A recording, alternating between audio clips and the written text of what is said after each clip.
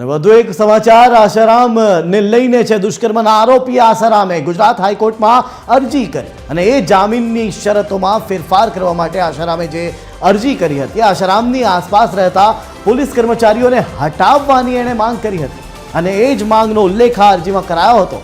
ત્યારે ગુજરાત હાઈકોર્ટે આશારામની અરજી મંજૂર કરી દીધી છે।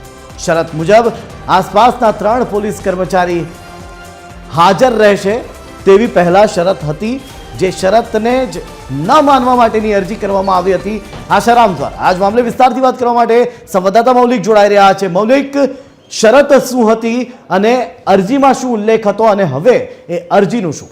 મૌલિક। બિલકુલ જય, જે રીતે 6 નવેમ્બરના રોજ હાઈકોર્ટે આશારામને 2013ના દુષ્કર્મ કેસમાં 6 મહિનાના હંગામી જામીન છે તે આપ્યા હતા। તેને મુક્ત કરતી વખતે કેટલીક શરતો છે તે પણ રાખવામાં આવી હતી, જેમાં અન્યાયના જૂથ છે તેને નહીં મળી શકે અને પોલીસ અધિકારીઓના રૂપમાં 3 સુરક્ષા કર્મીઓ છે તેની આસપાસ હાજર રહેશે।